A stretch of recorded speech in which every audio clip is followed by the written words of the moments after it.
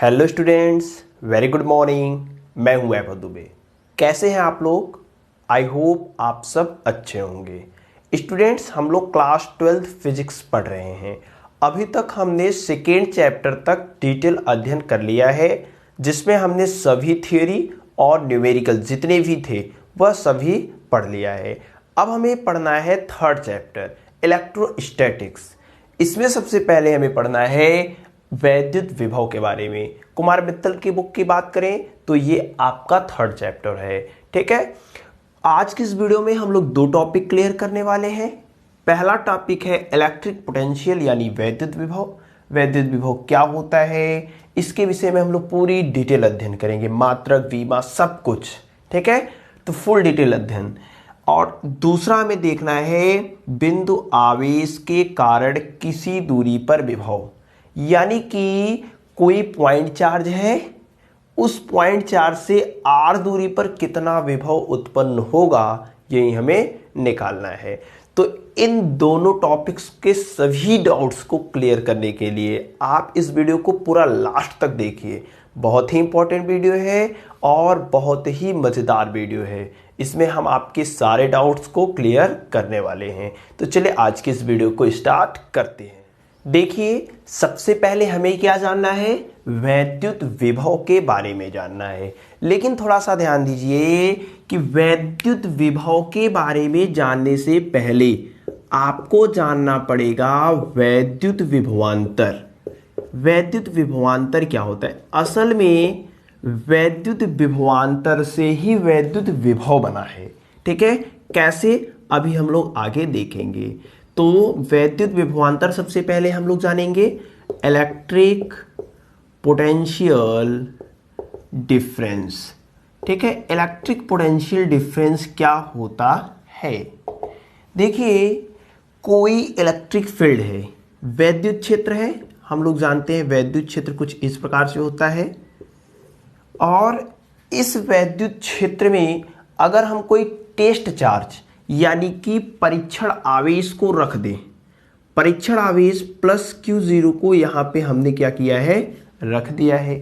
सबसे पहले electric field था, उस इलेक्ट्रिक फील्ड में हमने क्या किया है, टेस्ट चार्ज यानी कि परीक्षण आवेश को रखा है।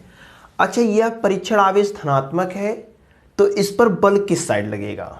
बल, देखिए आप जानते होंगे कि धनात्मक आवेश पर जो बल कार्य करता है वह वैद्युत क्षेत्र की दिशा में कार्य करता है। यह धनात्मक आवेश है, इस धनात्मक आवेश पर बल किधर कार्य करेगा? जिधर वैद्युत क्षेत्र की दिशा होगी। तो वैद्युत क्षेत्र की दिशा किधर है? इस साइड। तो बल किधर कार्य करेगा? इस साइड। ठीक है, इस धनात्मक आवेश पर बल इधर कार्य कर रहा है। अगर हम आपसे कहें कि इस टेस्ट चार्ज को, इस परीक्षण आवेश को यहां से उठा करके आप धीरे धीरे धीरे धीरे यहां पे ला करके रख दीजिए। हम आपसे क्या कहें कि ये जो टेस्ट चार्ज है, सपोज कर लेते हैं ये पॉइंट आपका B है, ये पॉइंट क्या है, A है। हम आपसे कहें कि यह जो टेस्ट चार्ज है, यह जो परीक्षण आवेश है, इसे धीरे धीरे धीरे B से A पर लाएं। तो देखिए बल किधर कार्य कर रहा है? उस साइड। और हम लेकर इधर आ रहे हैं इस साइड। तब बल उधर कार्य कर रहा है, लेकर इस साइड आ रहे हैं, यानी कि बल के विपरीत में लेकर आ रहे हैं। तो लाने में हमें कुछ कार्य करना पड़ेगा। वह कार्य हम लोग मान लेते हैं कितना है, W है। इस धनात्मक टेस्ट चार्ज को, परीक्षण आवेश को B से A तक लाने में इस बल के विरुद्ध हमें कुछ कार्य करना पड़ेगा। उस कार्य का नाम क्या दे दिया हमने? W दे दिया। अब देखिए, इस परीक्षण आवेश को यहां से यहां तक लाने में जितना कार्य करना पड़ा, ठीक है, जितना कार्य करना पड़ा हमने माना है W। जितना कार्य करना पड़ा उसमें अगर इस आवेश का भाग दे दें, जिस आवेश को आप लेकर आ रहे हैं उस आवेश का भाग दे दें, तो जो मिलेगा वह मिलेगा वैद्युत विभवांतर VA माइनस VB। ठीक है, वैद्युत विभवांतर क्या है, समझ में आया? अच्छा, आपके मन में एक सवाल होगा कि VA माइनस VB क्यों लिख दिया? VB माइनस VA क्यों नहीं लिखा? तो देखिए हम लोग क्या करते हैं, अंतर कैसे निकाल लेते हैं, लास्ट में से शुरू वाला घटा देते हैं। सबसे पहले आवेश कहाँ था, यहाँ पे था, फिर हमने कहाँ पर लेकर आया, यहाँ पे लेकर आया, यानी लास्ट में कहाँ है, यहाँ पे, शुरुआत में कहाँ था, यहाँ पे। अंतर कैसे निकाला जाता है, लास्ट में से शुरुआत वाला घटा दिया जाता है। लास्ट में से शुरुआत वाला क्या होता है, घटा दिया जाता है। अच्छा W क्या है, W क्या है, जहां W आपका Q0 को B से A तक लाने में कृत कार्य है, A तक लाने में कृत कार्य, ठीक है। देखिए यही है आपका वैद्युत विभवांतर, VA minus VB is equal to W upon Q0। समझ में आया? देखिए यहाँ पे धनात्मक आवेश था, तब बल उधर लगेगा, हमें लेकर आना है इधर, तो कुछ कार्य करना पड़ेगा। उस कार्य में जो आवेश आप लेकर आ रहे हैं उसका भाग दे दीजिए, जो आएगा वह इन दोनों बिंदुओं के बीच का विभवांतर कहलाएगा, ठीक है। तो वैद्युत विभवांतर की परिभाषा कैसे देंगे, आई होप आपको समझ में आया होगा ये चीज़ें जो हमने आपको बताया है। अब लिखना कैसे है, लिखेंगे हम लोग कि वैद्युत क्षेत्र में एकांक परीक्षण धनावेश को, देखिए यहाँ पे इसका मान हमने कर दिया एकांक, मतलब एकांक, ठीक है। वैद्युत क्षेत्र में एकांक परीक्षण धनावेश को एक बिंदु से दूसरे बिंदु तक ले जाने में कृत कार्य इन बिंदुओं के बीच का वैद्युत विभवांतर कहलाता है। एक बार फिर से आप लोग डेफिनेशन सुन लीजिए। हम लोग एग्जाम में कैसे लिखेंगे वैद्युत विभवांतर को, कहेंगे कि वैद्युत क्षेत्र में एकांक परीक्षण धनावेश को एक बिंदु से दूसरे बिंदु तक ले जाने में कृत कार्य उन बिंदुओं के बीच का वैद्युत विभवांतर कहलाता है। अब यहाँ पर आप तो समझ चुके होंगे कि वैद्युत विभवांतर क्या होता है। अब देखिए हमें क्या निकालना है, हमें क्या जानना है, वैद्युत विभव के बारे में। हमारा जो एम है वह वैद्युत विभव के ही बारे में जानना है। इतना हमने समझ गए कि भैया जो विभवांतर होता है ऐसे निकाला जाता है।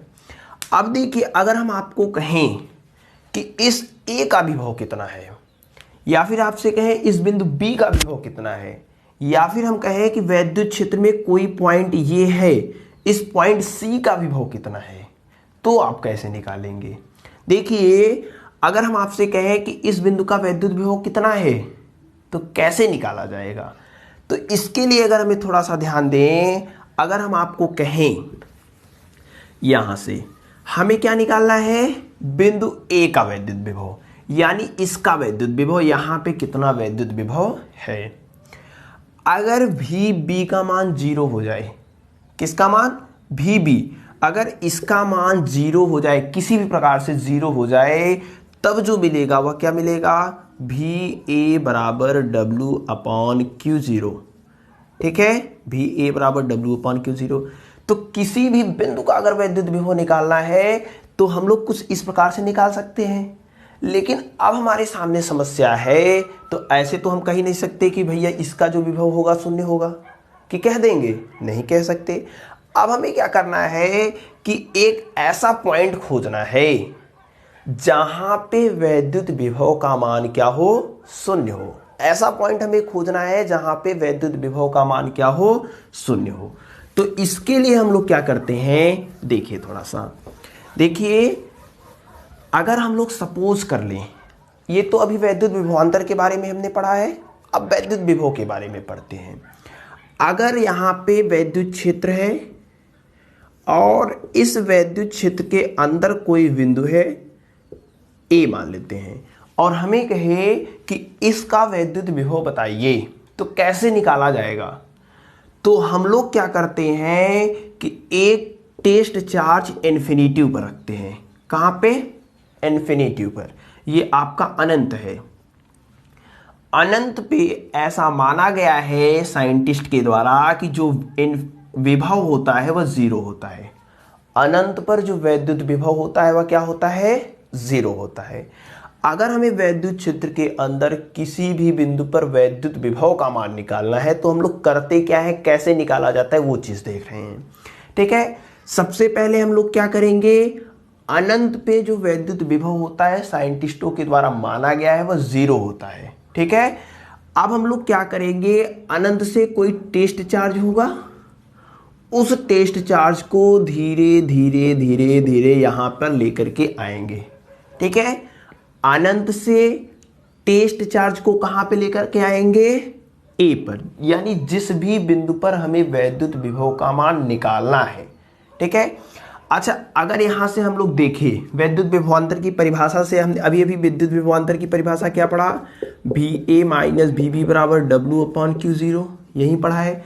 इस कंडीशन के लिए क्या होगा, देखिए हमने लास्ट में कहां पे लेकर आए हैं, ए पर, यानी बिंदु ए का वैद्युत विभव कहां से लेकर आए हैं, अनंत से लेकर आए हैं, यानी भी इन्फिनिटी से लेकर आए हैं। ठीक है, अब मान लेते हैं यहां से यहां तक लाने में जो कार्य किया जा रहा है वो कितना किया जा रहा है, W किया जा रहा है। तो W आवेश कौन सा लेकर आ रहे हैं, Q0, तो इसमें Q0 का क्या करेंगे, भाग दे देंगे। माना क्या गया है कि अनंत पर जो वैद्युत विभव का मान है वह कितना होता है, 0। तब ये क्या हो जाएगा, 0, तो भी A का मान कितना हो जाएगा, W/Q0।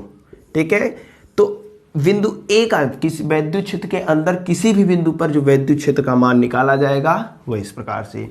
ठीक है, तो अगर आपसे कहे कि वैद्युत विभव क्या होता है या फिर वैद्युत क्षेत्र के अंदर किसी भी बिंदु पर वैद्युत विभव का मान कैसे निकाला जाता है, तब आप क्या कहेंगे, तब आप कहेंगे कि सबसे पहले हम लोग क्या करेंगे, अनंत से परीक्षण धनावेश को उस बिंदु तक लाएंगे। ठीक है, जिस भी बिंदु पर हमें वैद्युत विभव का मान निकालना होता है उस बिंदु पर अनंत से हम लोग परीक्षण आवेश, जैसे यहाँ पे वैद्युत विभव का मान निकालना है तो अनंत से टेस्ट चार्ज को इस प्रकार से लेकर के आएंगे।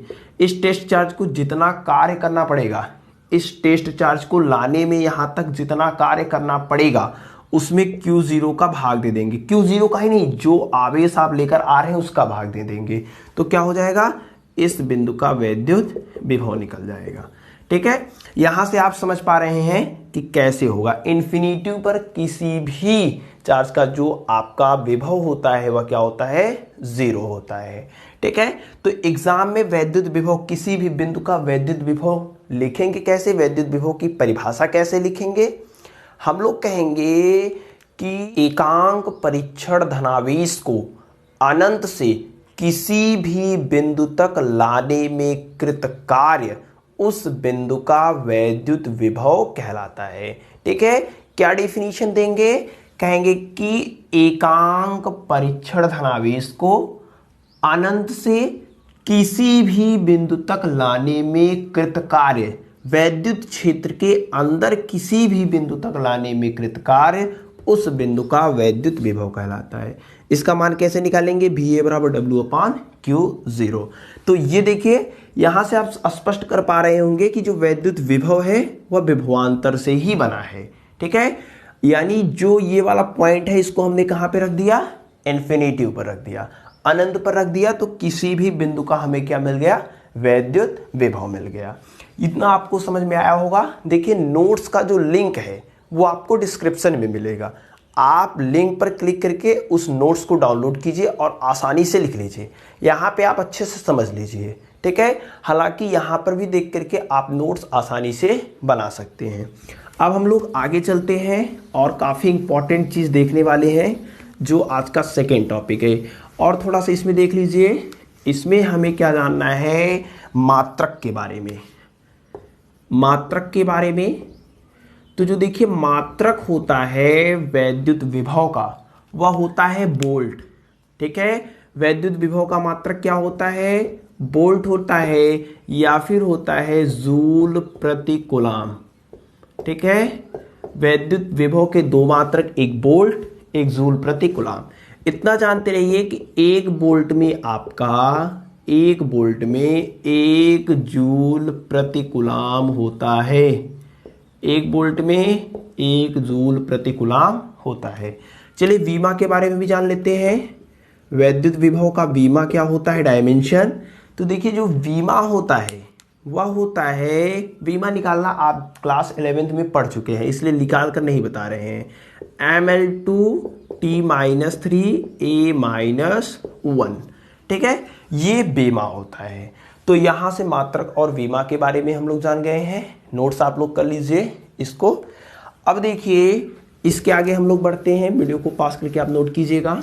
इसके आगे हम लोग काफ़ी इंपॉर्टेंट, एग्जाम में पूछ भी सकता है कि किसी बिंदु आवेश के कारण कितना विभव उत्पन्न होता है वो निकालना है, ठीक है। तो इंपॉर्टेंट हेडिंग आप लोग डालिए, बिंदु आवेश के कारण, बिंदु आवेश के कारण किसी दूरी पर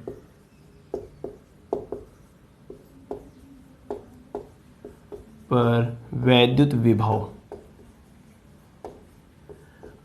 ठीक है, यानी कि कोई पॉइंट चार्ज है, इंग्लिश लिख लेते हैं, इलेक्ट्रिक पोटेंशियल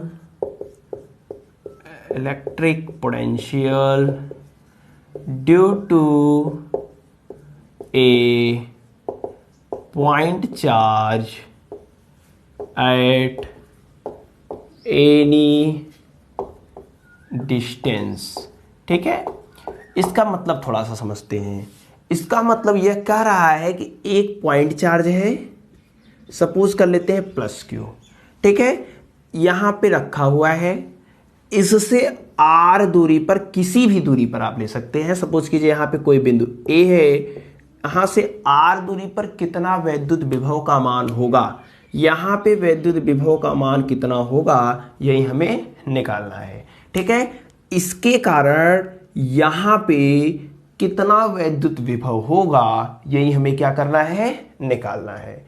अच्छा, अभी अभी हमने पढ़ा कि किसी भी बिंदु पर जो वैद्युत विभव का मान होता है वो कैसे निकाला जाता है। इस बिंदु पर हमें वैद्युत विभव का मान निकालना है। इस बिंदु पर वैद्युत विभव का मान कैसे निकलेगा, हम लोग जानते हैं कि अनंत से, यहां से मान लेते हैं आपका अनंत है, ठीक है, अनंत से एक टेस्ट चार्ज को लाते हैं, ठीक है। यहां तक सपोज हम लोग कर लेते हैं कि इस अनंत के नजदीक में एक कोई बिंदु है, अत्यंत इसके नजदीक कोई बिंदु है, इस बिंदु का नाम हम लोग दे दिया बी, ठीक है।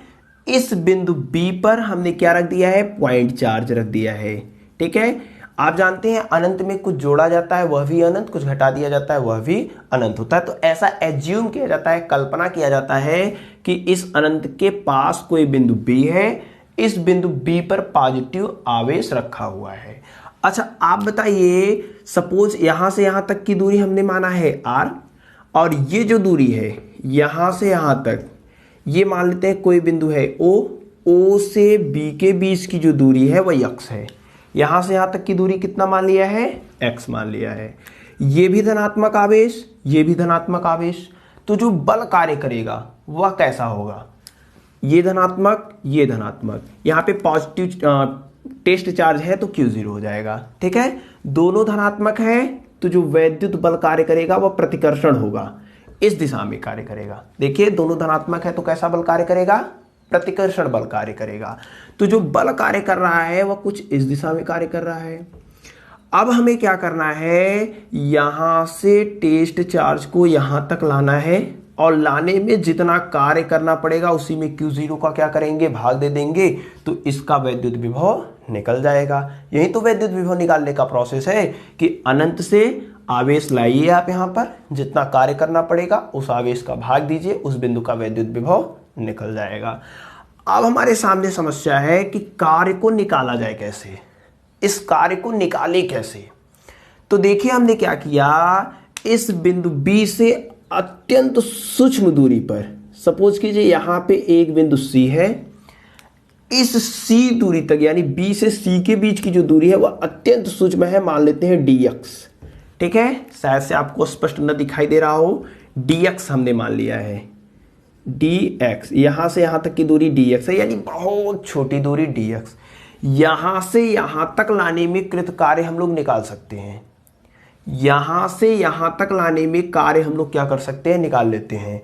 तो चलिए सबसे पहले हम लोग थोड़ा सा देखते हैं, डेरिवेशन इसका करते हैं।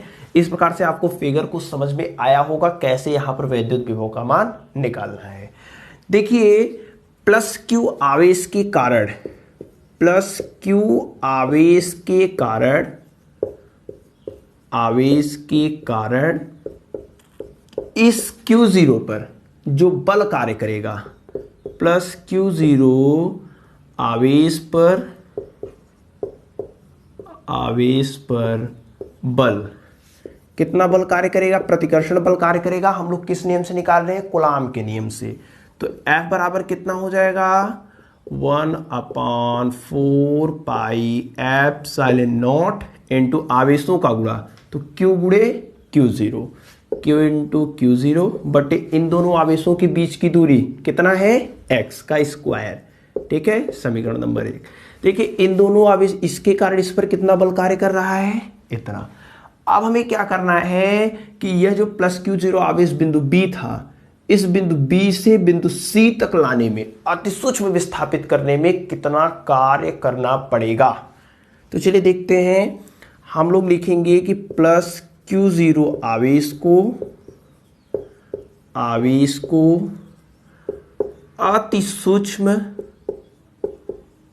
अति सूक्ष्म dx दूरी विस्थापित करने में,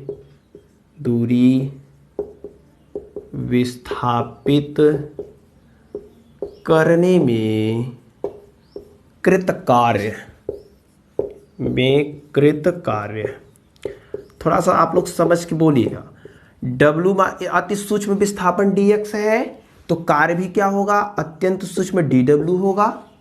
और कार्य बराबर होता क्या है? बल गुणे विस्थापन। यही होता है ना, बल कितना कार्य कर रहा है? F, विस्थापन हमने क्या किया है? अति सूक्ष्म dx। अच्छा, इन दोनों में ये देखिए, बल भी कैसी राशि है? सदिश राशि है। विस्थापन भी कैसी राशि है? सदिश राशि है। इन दोनों का क्या होता है? डॉट प्रोडक्ट होता है। ठीक है, इन दोनों का हम लोग क्या करते हैं? डॉट प्रोडक्ट निकालते हैं। अब देखिए यहां पे अगर इसको हम लोग तोड़ें तो dw बराबर क्या होता है? f dx cos थीटा होता है। डॉट में ऐसे ही टूटता है, f dx cos थीटा। देखिए ये तो बल की परिभाषा, सॉरी कार्य की परिभाषा है। कार्य बराबर होता है बल गुणे विस्थापन, इन दोनों के बीच डॉट प्रोडक्ट का रिलेशन होता है, आपने पिछली कक्षा में पढ़ा है। तो यहां से dw बराबर f dx cos theta. Theta क्या है? इन दोनों के बीच का कोण। चलिए हम देखते हैं बल और विस्थापन के बीच का कोण। बल किधर कार्य कर रहा है? इस दिशा में। देखिए विस्थापन किधर हो रहा है? इस दिशा में। तो इन दोनों के बीच का कोण कितना बन रहा है? 180 अंश। ठीक है, देखिए बल इधर कार्य कर रहा है, विस्थापन इधर कार्य कर रहा है, इन दोनों के बीच का कोण कितना है? 180 डिग्री। ठीक है, तो थीटा के स्थान पे हमें कितना लिखना है? 180 डिग्री। ठीक है, तो यहां से जो dw का मान होगा वह कितना हो जाएगा? f dx, और cos 180 अंश का मान -1। ठीक है, तो यहां से dw is equal to -f dx हो जाएगा। ये कार्य जो निकला है वह अति सूक्ष्म विस्थापन dx के लिए निकला है, लेकिन कार्य हमें निकालना कौन सा है? कार्य हमें निकालना है यहां से यहां तक लाने में, यानी अनंत से r दूरी तक लाने में कितना कार्य करना पड़ेगा। ठीक है, तो चलिए देखते हैं। प्लस Q0 आवेश को अनंत से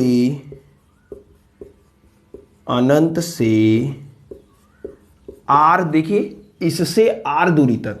ठीक है, प्लस Q यहां पे हमें लाना है ना, इस बिंदु पर वैद्युत विभव निकालना है, तो जिस बिंदु पर वैद्युत विभव निकालना है वहां तक लाएंगे। तो इससे कितनी दूरी पर? r दूरी पर। कहां से? अनंत से r दूरी पर। ठीक है, अनंत से r दूरी पर लाने में कृत कार्य। अच्छा, कार्य कैसे निकलेगा आप बताइए? समाकलन के द्वारा निकलेगा, इतना तो आप लोग जानते होंगे। ये छोटा सा कार्य हमें निकला है, पूरा कार्य निकालने के लिए क्या करते हैं? समाकलन करते हैं। तो समाकलन करेंगे तो w बराबर आपका हो जाएगा, देखिए अब कार्य पूरा आएगा बड़ा वाला, तो w लिख दिया। समाकलन कहां से? इन्फिनिटी से कहां तक? आर तक। देखिए शुरुआत में कहाँ था, अनंत से कहाँ तक ला रहे हैं, आर तक, तो इन्फिनिटी से आर तक। किसका समाकलन होगा, माइनस एफ डी एक्स का, कार्य का ही समाकलन होगा ना। हाँ, तो चलिए यहाँ पे हम लोग देखते हैं। अब देखिए जो आपका डी डब्ल्यू है, इसको हमने समाकलन कर दिया, कितना आ गया है, यहाँ से आप लोग लिखिएगा W बराबर, ये देखिए W बराबर कितना हो जाएगा, यहाँ से हम लोग F का मान रख देते हैं समीकरण नंबर 1 से। देखिए यहाँ पे F है, इस F का मान हमने रख दिया। चलिए रख देते हैं, कहाँ से, इन्फिनिटी से R तक समाकलन करना है, माइनस है, माइनस F का मान यहाँ से 1/4 पाई एप्सिलॉन नॉट Q0 बटे एक्स स्क्वायर डी एक्स। ठीक है, अब चलिए इसके आगे देखते हैं। 1/4 पाई एप्सिलॉन 0 Q0 क्या है, कांस्टेंट है। यहाँ देखिए डी किसके साथ लगा है, एक्स के साथ, तो एक्स वाले को छोड़कर बाकी सब क्या हो जाते हैं, कांस्टेंट। एक्स डी जिसके साथ लगा होता है उसी का समाकलन करना है, बाकी सब क्या हो जाएंगे, कांस्टेंट। तो देखिए डी एक्स के साथ लगा है, एक्स वाला क्या होगा, वेरिएबल, बाकी सब क्या होगा, कांस्टेंट। तो बाकी सबको बाहर ले लेते हैं, तो यहां से आपका W बराबर -1/4 पाई एप्सिलॉन नॉट, अंदर क्या बचा है, समाकलन कहां से, देखिए और क्या लेना है, सॉरी Q इंटू Q0 को भी बाहर ले लेते हैं, Q0 को बाहर ले लिया। अब समाकलन अंदर क्या बचा है, देखिए -1/4 पाई एप्सिलॉन 0 को बाहर ले लिया, Q0 को बाहर ले लिया, बचा क्या है 1/x² इंटू डी एक्स। अब देखिए 1/x² और लिमिट रख देते हैं, तो इन्फिनिटी से r तक। ठीक है, अब देखिए हमें क्या करना है, 1/x² का समाकलन हमने कई बार किया, एक बार फिर कर देते हैं। यहाँ से समाकलन कैसे होगा, कहेंगे कि इसको हम इस प्रकार से लिख सकते हैं, x² है ऊपर जाएगा, x की पावर -2 हो जाएगा। अब आप ये वाला फार्मूला तो पढ़े ही होंगे कि x के पावर n का जो समाकलन होता है वह क्या होता है, x के पावर n+1 के बट्टे n+1, यही होता है फार्मूला। यानी कि x के घात में हम लोग जोड़ देते हैं ना, तो समाकलन यहाँ पे x के पावर -2 है, तो यहाँ से क्या हो जाएगा, देखिए x के स्थान पे x, n के स्थान पे क्या है -2 + 1 बटे -2 + 1 हो जाएगा। तो यहाँ से आपका क्या हो जाएगा, x के पावर -2 + 1 है, तो x के पावर -1, -2 में से +1 जाएगा -1, तो यहाँ पे इसको लिख सकते हैं -1/x। ठीक है, तो 1/x² का समाकलन करेंगे तो कितना आएगा, -1/x। समझ में आया कि नहीं, अगर ना समझ में आया तो आप कमेंट कीजिएगा, हम लोग फिर से इस पर देखेंगे। ठीक है, तो चलिए यहाँ से समाकलन करके लिख देते हैं। W बराबर कितना हो जाएगा, -1/4 पाई एप्सिलॉन नॉट Q0। समाकलन इसका करेंगे तो कितना आएगा, माइनस, देखिए लिमिट हमें रखना है, समाकलन कर देते हैं तो कितना आएगा, -1/x, कहाँ से, इन्फिनिटी से r तक। ठीक है, चलिए इसके आगे इधर देखते हैं हम लोग, एकदम इजी है, नॉर्मल मैथमेटिकल है, आपको समझ में शायद से आ रहा होगा। चलिए देखते हैं, यहाँ से देखिए W बराबर क्या हो जाएगा, W बराबर हो जाएगा -1/4 pi epsilon not into Q0। ठीक है, यहाँ पे देखिए अब हमें लिमिट रखना है। सबसे पहले अपर लिमिट, उसमें से लोअर लिमिट को घटाते हैं, यानी कि जहाँ x है वहाँ एक बार r रखना है, फिर उसमें से घटाएंगे किसे, जहाँ x है इन्फिनिटी। लिमिट कैसे रखा जाता है, जहाँ x है उसके स्थान पर एक बार r रखेंगे, फिर घटाएंगे, अपर लिमिट में से लोअर लिमिट घटता है, फिर जहाँ x है वहाँ क्या रखेंगे, इन्फिनिटी। चलिए तो पहले क्या हो जाएगा, -1/x है, तो x के स्थान पर पहले क्या रखना है, r, फिर माइनस लगता है, माइनस लगाएंगे, फिर देखिए ये माइनस है, तो ये वाला माइनस इस वाले माइनस से क्या हो जाएगा, प्लस, फिर 1/x है, तो x के स्थान पर अब हमें क्या रखना है, इन्फिनिटी, तो 1/∞। देखिए 1/∞ का मान, इसका पूरा मान क्या हो जाएगा, 0 हो जाएगा, ये पूरा क्या हो जाएगा, 0। 1/∞ का मान 0 होता है, तो ये पूरा 0 हो जाएगा। तो यहाँ से जो W आएगा वह क्या आ जाएगा, देखिए -1/4πε0 Q0 बटे, देखिए ये वाला माइनस इस वाले माइनस में गुणा होगा तो क्या हो जाएगा, माइनस ये वाला और ये वाला माइनस, माइनस माइनस से क्या हो जाएगा, प्लस हो जाएगा। तो और यहाँ पे Q0 ये बटे क्या हो जाएगा, R हो जाएगा। तो ये क्या मिल गया, W मतलब क्या, इस Q0 आवेश को अनंत से यहाँ तक लाने में किया गया कार्य, ठीक है। इस Q0 आवेश को अनंत से बिंदु A तक लाने में किया गया कार्य हमें मिल गया है।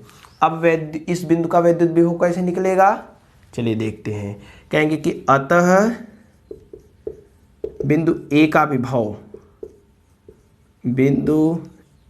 विभव, हम लोग जानते हैं जितना कार्य करना पड़ता है उसमें जो आवेश लाते हैं उसी से भाग दे देते हैं। तो जितना कार्य करना पड़ेगा, बिंदु A का विभव मतलब मान लेते हैं VA या फिर V से केवल प्रदर्शित करते हैं, ठीक है, V से केवल प्रदर्शित कर रहे हैं। जितना कार्य में किसका भाग देते हैं, जो आवेश लाते हैं। आवेश हमने कौन सा लाया है, Q0। चलिए W का मान रख देते हैं। W का मान कितना है, 1/4πε0 Q0 बटे R के बटे क्या हो जाएगा, Q0। यह Q0 इस Q0 से कैंसल, बचेगा क्या, V बराबर 1/4πε0 Q के बटे R, ठीक है।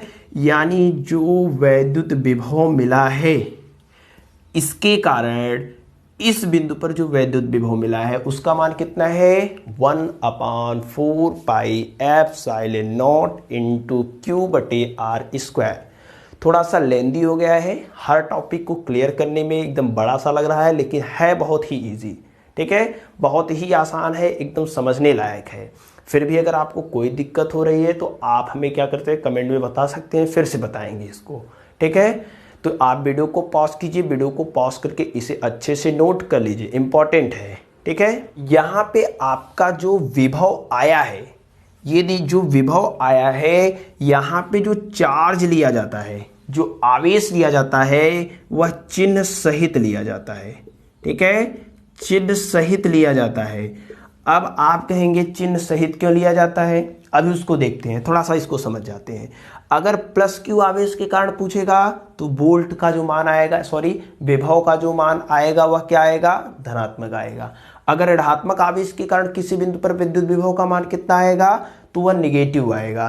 क्यों, क्योंकि जो आवेश लिया जाता है वह चिन्ह सहित लिया जाता है।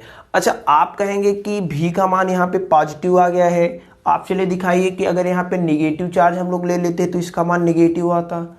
तो चलिए थोड़ा सा समझ लेते हैं, आप लोग एक बार प्रैक्टिस जरूर कीजिएगा। अगर ये निगेटिव होता, सपोज कीजिए, आप लोग लिख तो चुके होंगे इसलिए इसमें संशोधन कर रहे हैं। अगर ये निगेटिव होता और ये आपका पॉजिटिव है, निगेटिव है पॉजिटिव है, तो जो बल इधर कार्य कर रहा था, बल किधर कार्य करता, आकर्षण बल कार्य करता इधर, यानी कि विस्थापन भी इधर, बल भी इधर। इन दोनों के बीच में जो कोण बनता, यहाँ पे 180 बन रहा था, यहाँ अब कितना बनता, 0। तो DW का जो मान आता वह क्या आता, धनात्मक आता।